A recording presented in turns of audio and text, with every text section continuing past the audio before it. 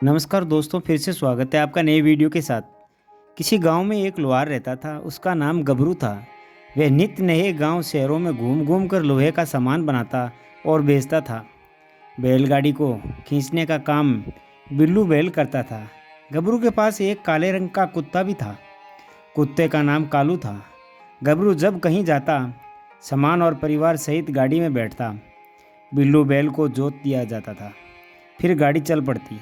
वे नए गांव शहर में पहुंचते, कोई उपयुक्त जगह ढूंढते और वहीं पड़ाव डाल देते। गाड़ी के सहारे कुछ दिनों के लिए कच्चा साधन बनाते और रहने लगते। वहीं भट्टी बनाकर लोहे का सामान बनाया जाता।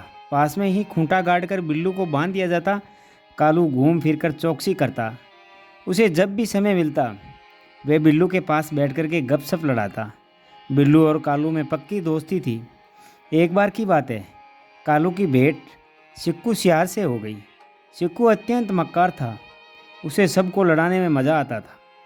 किसी की दोस्ती उसे फूटी आंख नहीं सुहाती थी।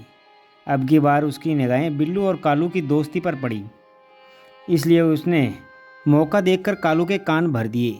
सिक्कू के सिखाए का असर तो होना ही था। कालू का व्यवहार एकदम से बदल गया। पहले की तुलना में वह अब घमंडी बन गया था। वह यह मानने लगा कि गबरू की गाड़ी उसके बलबूते ही चल रही है। यदि वह सहयोग नहीं करे तो गबरू का घर सुरक्षित रहे और ना ही गाड़ी एक जगह से दूसरी जगह जा पाए। उसकी इस गलतफहमी का एक कारण था। बात यह थी कि जब गबरू अपनी यात्रा शुरू करता, बिल्लू बैलगाड़ी खींचता, उसका परिवार सामान सहित उस पर बैठ जाता। कालू के चलने का ढंग निराला था। गाड़ी ऊंची और बड़ी तो थी ही, वह उसके नीचे ठंडी छांव में चला करता था। इससे उसे लगने लगा था कि गाड़ी उसकी पीठ पर है। इसलिए जहाँ कहीं उबड़ खाबड़ रास्ता होता, वहीं गाड़ी के नीचे से भौंककर कहता, बिल्लू जरा संभल के, घबराना नहीं, मैं हूँ। उसकी बात सुनकर बिल्लू मन ही मन हंसता।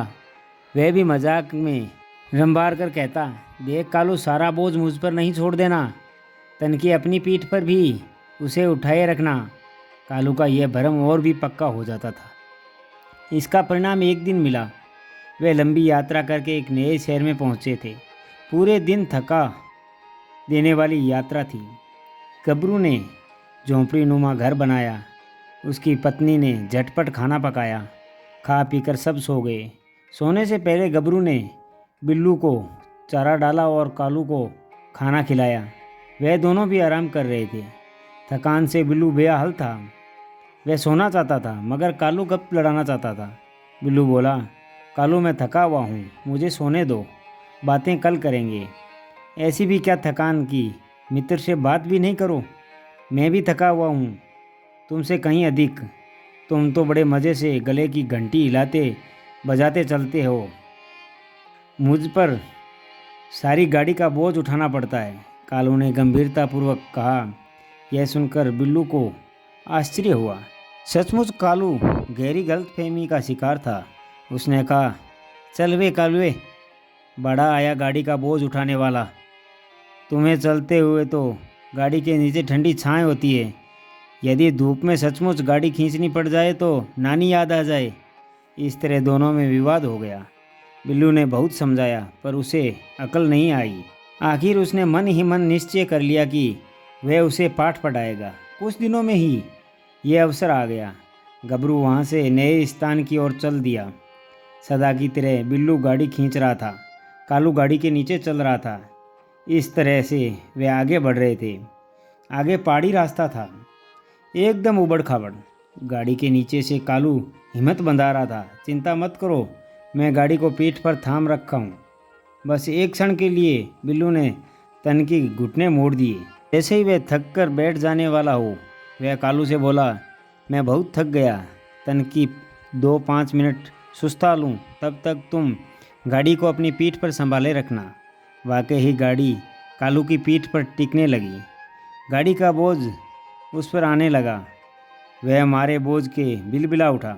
उसके मुंह में चीख निकल गई। वह बोला, बिल्लू चाचा, ये क्या कर रहे हो, मैं मर जाऊंगा।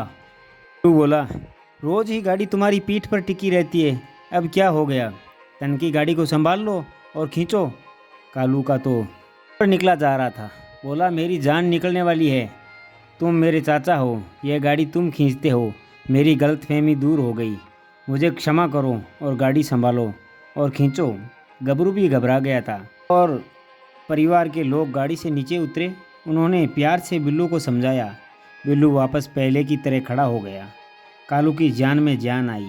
फिर क्षमा मांगते हुए बोला, मित्र, मेरा भ्रम टूट गया है, मेरा घमंड चूर चूर हो गया है, मैं इसे नहीं खींच रहा हूँ, मैं तो बस लोहारियों का कुत्ता हूँ, मेरा दिमाग सिक्कू सिहार ने ख़राब कर दिया था। तो दोस्तों, फिर मिलते हैं अगले वीडियो में, तब तक अपना ख्याल रखना, मुस्कुराते रहना। धन्यवाद।